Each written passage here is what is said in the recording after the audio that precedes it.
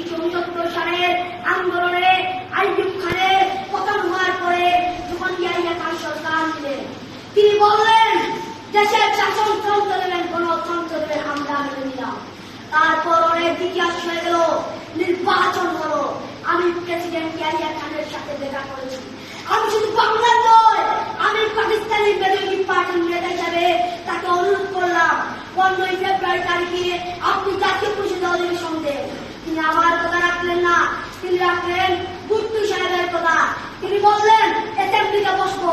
আমি বললাম অ্যাসেম্বলিতে কেউ যদি ন্যায্য কথা বলে, আমরা সংখ্যায় বেশি হলেও সে একজন যদি হয় তার ন্যায্য কথা আমরা মেনে নেব। 25 তারিখে অ্যাসেম্বলি কল করা হয়েছে, রক্তের দাগ ছুটায় নাই। আমি 10 তারিখে এসে বলে দিয়েছি যে শহীদের রক্তের উপর পা দিয়ে মুজিবুর রহমান আরটিসিতে যোগদান করতে পারে না। আর যদি একটা গুলি চলে, আর যদি আমার লোকদের হত্যা করা হয়, তোমাদের কাছে আমার অনুরোধ রইল, প্রত্যেক ঘরে ঘরে দুর্গ করেছিল, তোমাদের যা যা কিছু আছে তাই নিয়ে শত্রুঘটনা করতেই হবে। আমরা ভাতে মারবো, আমরা পানিতে মারবো, তোমরা আমার ভাই, তোমাদেরকে কেউ কিছু বলবে না, কিন্তু আমার বুকের উপর গুলি চালাবার চেষ্টা করো না, ভালো হবে না।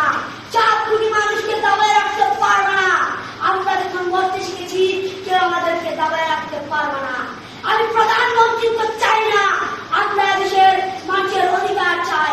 দ্বিতীয় কথা, প্রত্যেক গ্রামে, প্রত্যেক মহল্লায়, প্রত্যেক ইউনিয়নে, প্রত্যেক সাবডিভিশনে আওয়ামী লীগের নেতৃত্বে সংগ্রাম পরিষদ হয়েছিল, এবং তোমাদের যা যা কিছু আছে তাই নিয়ে প্রস্তুত থাকো। মনে রাখবা, রক্ত যখন দিয়েছি, রক্ত আরো দেবো।